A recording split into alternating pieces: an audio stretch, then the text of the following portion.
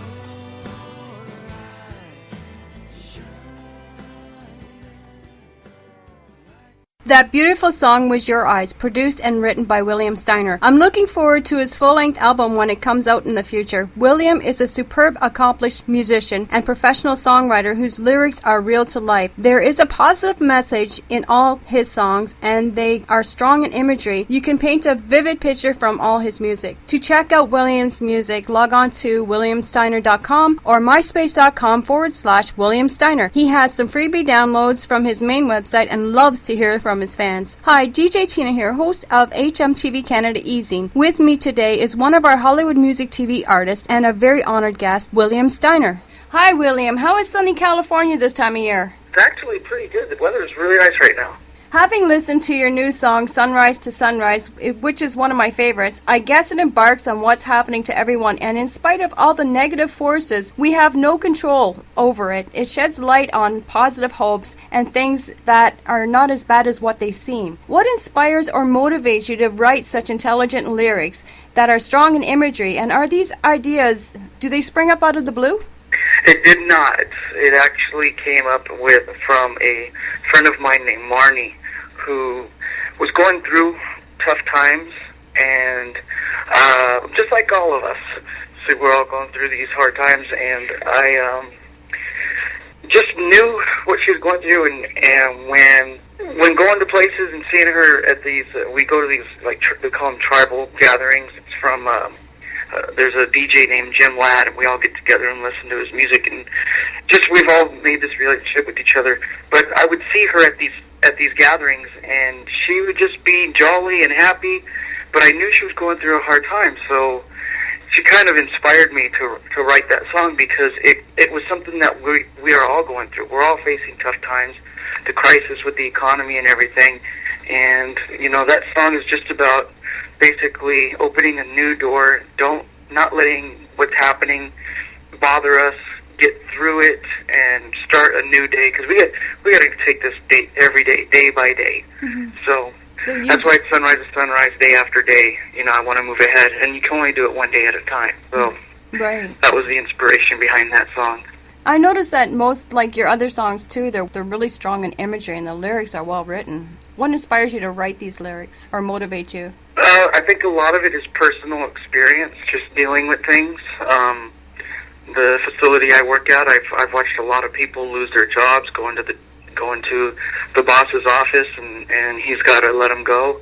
You know, I'm there quite often myself, and I just noticed, you know, it's just I'm just trying to shed that little light of hope in these rough times, trying to be a little more positive, and, you know, I'm just hoping that to get that word out, that there's got to be a way to make it through this. I mean, it's tough. I mean, right now I'm having a tough time, and writing those lyrics kind of helps me out, because I'm driving 2 hours a day in my car, and it gives me plenty of time to think of things, Mm-hmm. and I think a lot of it has to do with that on the economic side. On the Your Eyes song, has nothing to do with the economy. That was just something that I wrote for my wife, and it was the first song I recorded with Marty. It's a very beautiful song. Well, thanks.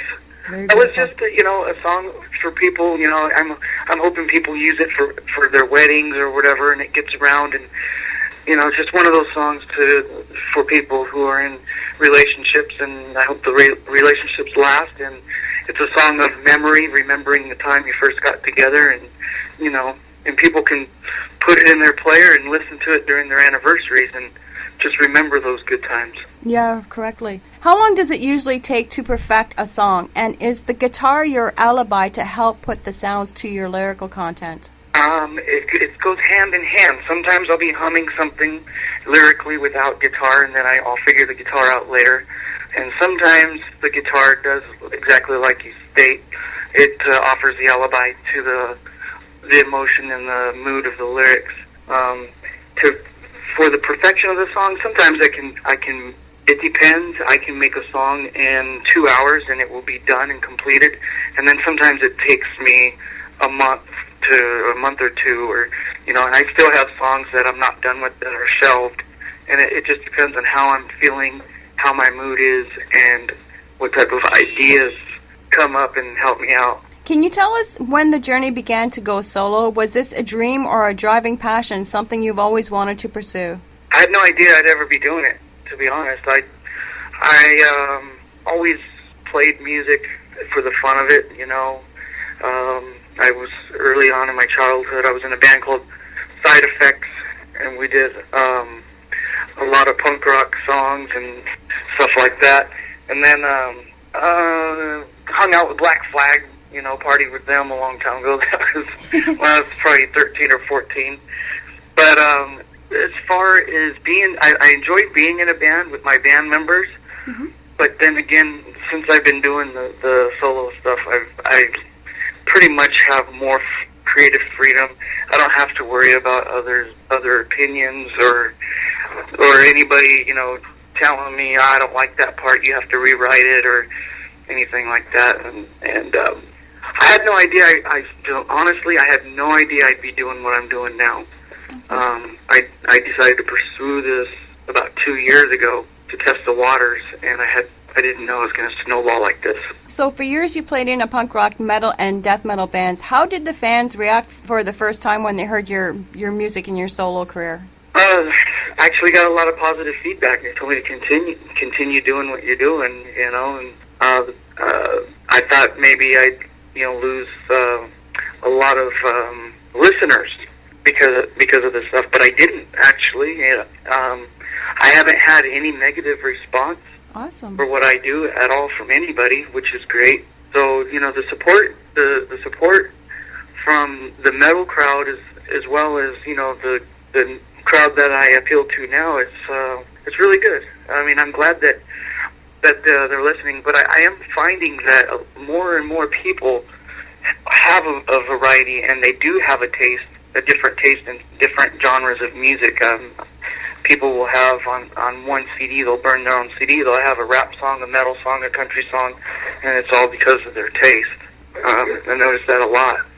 Maybe that's what it is. I don't know. I think you're right, because a lot of Southern Ontario is death metal and extreme metal, and it's a different mix between kids and some of the middle-aged people up here. They seem to love the blues. They can't get enough of Lenny Kravitz, or they can't get enough of Kim Mitchell and other great blues artists. Yeah, those are good artists. Those are great artists. Oh, yeah. While embracing the adventures of your new solo career, can you tell us about the rave wonderful reviews you've been receiving lately? Yeah, I just been getting a lot of good, positive feedback.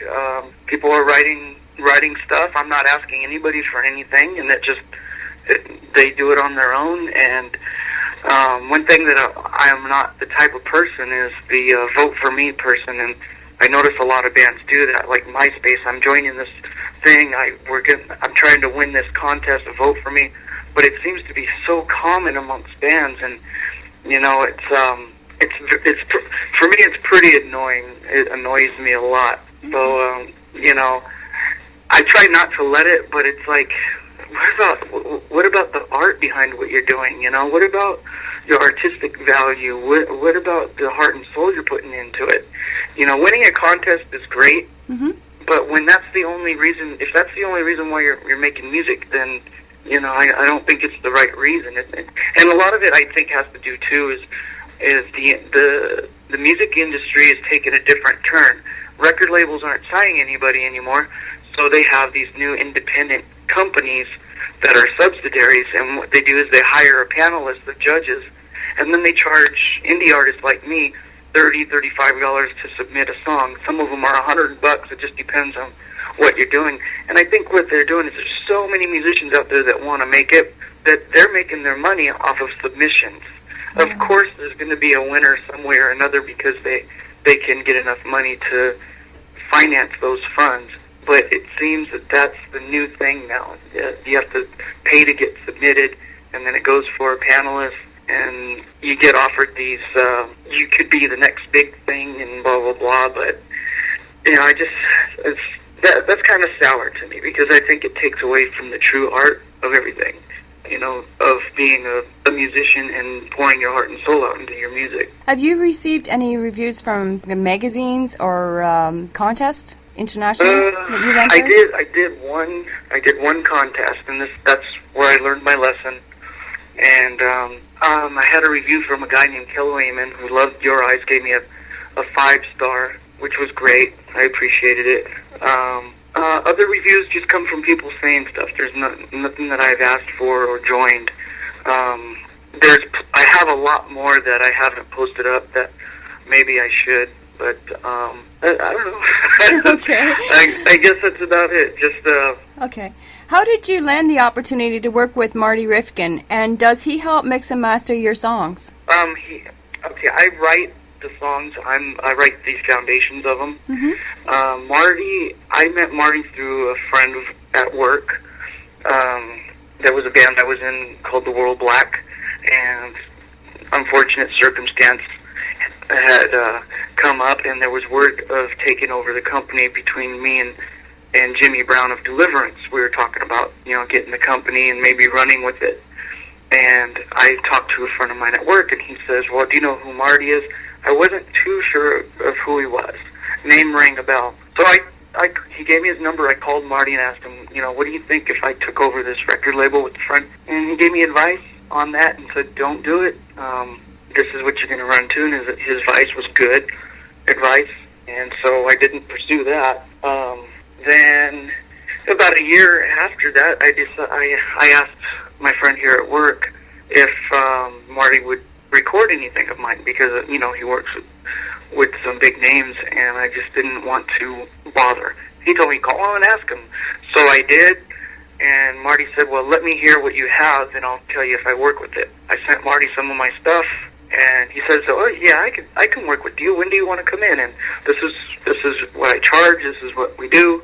And my first visit at Marty's studio it's one to be remembered because I'm an indie artist. So I just kind of threw things together, and I came in with my wrinkled up paper and the song half written. It wasn't all done, and he let me know. He goes, you need to be a little more professional when you come in here and work. And I've really come a long way since then. And he's just when it comes to the writing the music, I write the songs. Then we kind of structure the rest of the guitars and drums and stuff around them. So I'll write the song lyrics and everything, and Marty will say, well, what do you think of this sound, or what do you think of that sound, and we'll agree to it. And it only takes us a day to get the song done. So, but it's a long day. We spend many hours in there, and we're pretty much prepared and ready to go. We'll chat about 15 minutes before doing anything, and then at the end of the day, we got a song, and I'm submitting it, and it gets played. Are you currently working on a full-length album with Marty, and can the fans expect to see this new album come out on vinyl in the future? I am working on an album. Mm-hmm. Marty is going to be producing it, but I'm the solo owner of everything. Yeah, I do plan on having Marty produce it, and just like the songs that we have, I'm hoping maybe have a 10 or 11 song album. But for me, it's time consuming. Number one, it's the finances. Number two, it's the time that I have, because I do work a full-time job. I work 12 hours a day, and I got a 2-hour drive home, which is 16 hours a day that I don't have time to work on that. So wow. on my days off, I'll spend some time working on a song, and then go from there. But the time, I don't have much time to work on music. That's why it's taken so long for me to get the album done. This album is 2 years in the making. I'm wow. already 2 years into it, and I only got 5 songs, and I'm recording a 6th one coming up here shortly. Well, that's a long time. It is. Yeah. But that's what it is. What it is, and That's what I'm gonna do. And the only thing that can get it out quicker is if the album was financed by a third party. But I pretty much am avoiding that. I would rather just not have it done that way because of the legalities, and I do this all on my own. I fund it everything myself, and I just want to avoid any confrontation or any legalities to that aspect. You don't know who you can trust anymore. Oh yeah. Yeah. It's like a job, but it's actually something that I enjoy doing. It's a passion. Mm-hmm. I don't plan on getting big and rich like people always say. Oh, you just gotta write that one hit wonder, that one hit, and that kind of that's not what I'm doing it for. I write and do what I do only because I enjoy doing it. That's why on my days off and the little time that I have to do, I get the time to enjoy my hobby. And fortunately, I got people that enjoy my music. They listen to it, they download it, they go to my website, and it kind of makes me feel good that people are going out of their way just to hear my songs. I don't typically sell them. The only place that sells my music is iTunes and CD Baby, but there's only 3 songs that they're selling. All my other songs are free to download from my website. Did you want to plug in your website? Yeah, it's williamstenner.com, www.williamstenner.com. And you can also look me up on MySpace, MySpace/William Stenner. And those are the songs that I record with Marty on there. And I've got other stuff that I do on the side with my little Boss recorder. I got little demo songs that I do as well. I noticed that your new songs on your MySpace page, they have that classical rock or blues style twist to them. Do you have any influences for your solo style of music? Any influence? Yeah, any new influences for the songs you're coming out with now? I'm influenced by a lot of people. When people ask me who do you sound like, or like certain agencies say, well, who do you think you sound like the best? I don't know how to answer that because different things come up. I've been told, somebody told me I sounded like Elvis Costello one time. Another person said they heard a Tom Petty influence in there. And I really don't know who to say because there are so many different bands that I'm influenced by. Like The Doors. I like The Doors a lot. Metallica is a huge influence. I've been influenced by them. I've been influenced by Slayer, Tom Petty, Neil Young, so it's just a huge wide of people that I respect and look up to in the music business that, paved the way for many people, many artists out there. Will you be producing any more music videos similar to your song track, I'll Do Anything? And has the fans been asking for music videos for your song track, Sunrise to Sunrise? I've been kind of working on it. I'm planning on shooting that next month. The video I'm doing, like I said, I do it all on my own. There's not a huge agency. But I do got people that are interested in coming out to the shoot and wanting to be involved, which is great. I got myself a little DVD recorder and just see what inspires me to make the shoot. I think it was yesterday I just finished a video for my song Your Eyes. I worked on it the day before yesterday, and then my computer crashed. Oh. And I lost a lot of footage that I was going to use, and I had to start over. But I had some people that were anticipated in seeing the video, so I put it together yesterday and released it, and it went over quite well. I couldn't believe the response I got. It was I didn't think I was going to get that much response, but it was great. It was cool to see that people were enjoying it, and the positive feedback was great. I hope the same thing happens for Sunrise to Sunrise.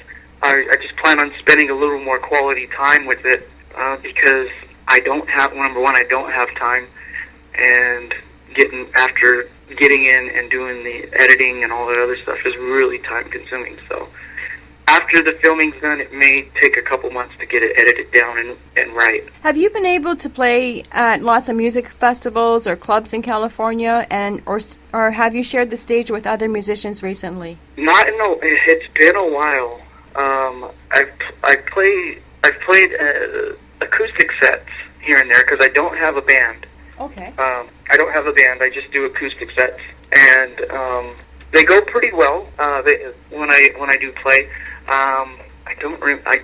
There's a girl named Michelle Freeland. I've played with her before. She's a phenomenal artist. Martin Blasek, I played with him. He actually wrote a soundtrack to one of Lindsay Lohan's movies.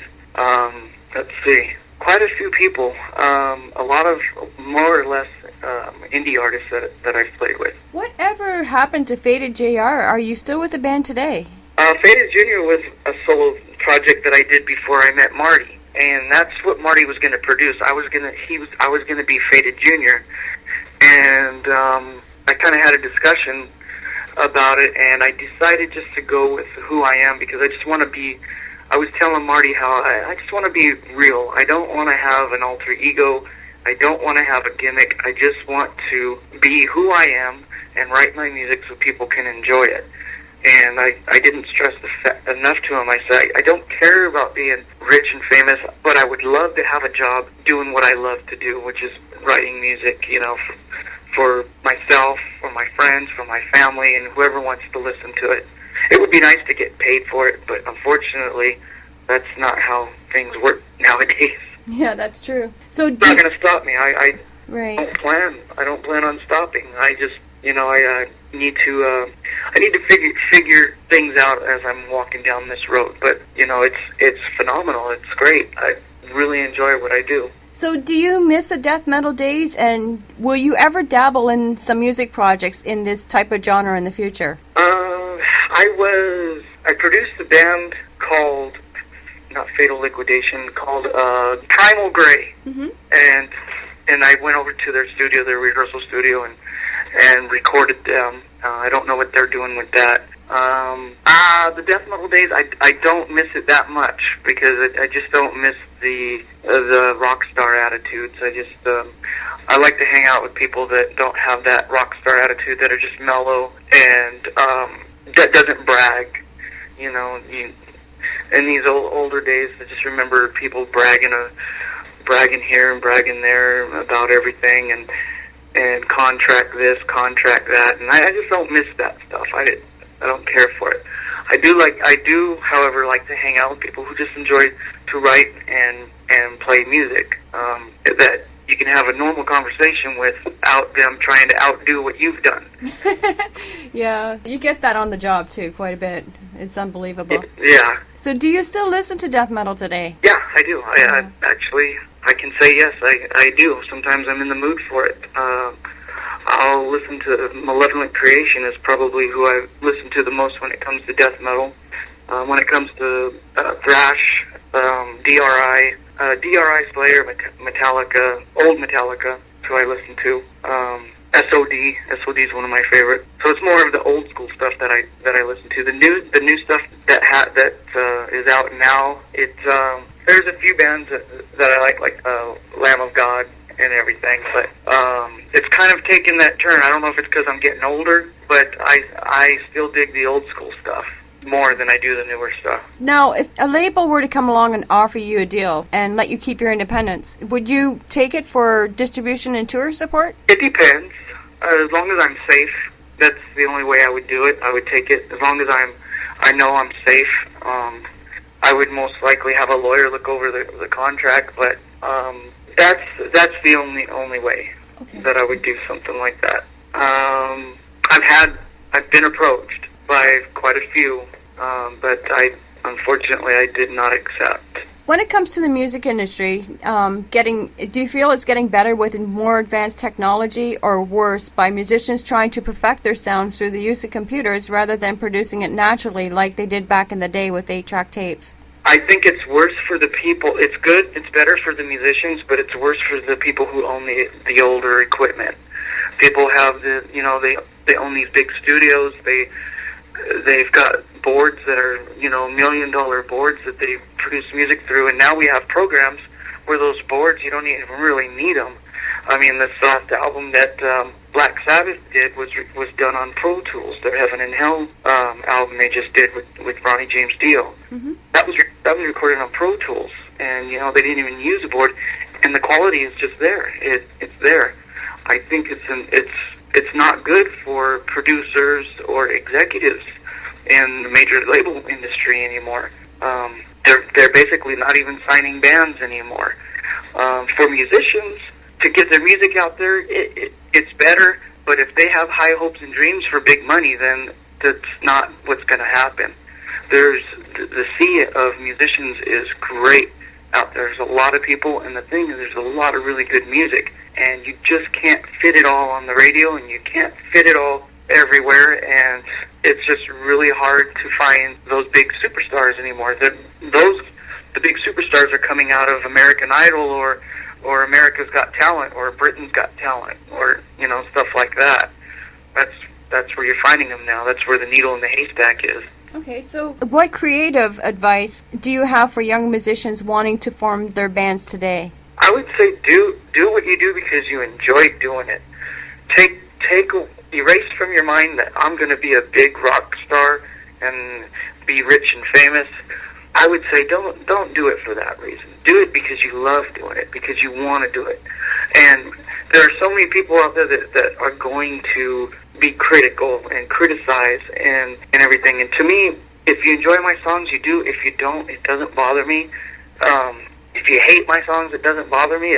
It's one of those things to where do what you do because you love doing it, not because you're trying to get rich and famous. Because I see a lot of people saying the same thing and doing the same thing, trying to make it, and it's just unless you win the lottery, it's like winning the lottery. There's only a handful of people that really make it, like John Mayer but like them, I mean, it's very hard to I mean, I do dream of playing a stadium. I would love to do that. Do I let that get in the way of my creativity? No, I don't. Rich Stadium, New York City is awesome. I went there for a concert in 1982 to see The Who and The Clash play. Uh-huh. Yeah, that's a huge stadium. Do I think it's possible? Yeah, it's possible, but that's not what I'm living for. I'm living just to, write my tunes and hopefully inspire somebody else, and that's it. I'm just an easygoing person. I'm not over the edge and over the top. But hey, if you want to listen to my stuff and you enjoy it, take it with you. Do you miss DJing on Crush Radio? I do. The only thing is I sucked at it. I'm not a good DJ. Otherwise, I would continue doing it. I was terrible. I didn't know how to interview. It wasn't my forte.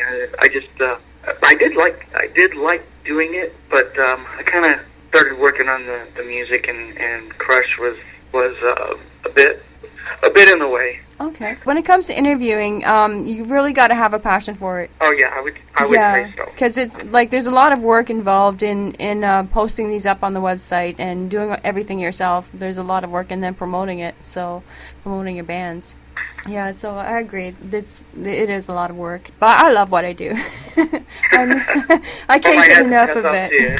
Yeah, I'm finally. I started out in 2007, and it was my vision and dream, and I just wanted to go solo on my own, and I found my niche. Now I love what I do, and I haven't turned back, so it's great. Okay, so what's the focus for 2009? Are you concentrating on more live shows or events, or are you working on more songs for your new album? I'm working on more songs. I I got a couple I'm working on. For live shows, I think about them. I think about how am I going to do this, because I really don't have a band, and the acoustic stuff doesn't give the full flavor of what my music has. And I don't have the money to hire a band, but I have my music recorded in my equipment. I see a lot of artists doing this as well, where they'll just bring their box with them and play along to the drums. Just that you edit out the guitar, you edit out the vocals. That way you're doing that live for the audience. And people seem to enjoy it. They know that you're working with what you got, and there's a lot of people that highly respect that. And I thought maybe that's what I'll do that. I get a lot of people that, they ask me, when are you playing? And I haven't played. I think the last time I played was November of last year, so it has been a while. Yeah, that has. That's a long time. But just a lot of other things I've been working on is what it is, writing the new songs and everything. But this job takes a lot of my time away. It's hard to get the live gigs going. Yeah, I believe it. Before we wrap up our interview, do you have any shout-outs to your friends or fans? Just say, hey, everybody. Thank you for listening. I appreciate you listening to my songs, and just hit me up in my email and keep on chatting with me. Thank you, William, for this interview. Horns high, you rock. Thank you very much. I appreciate that. I appreciate the interview.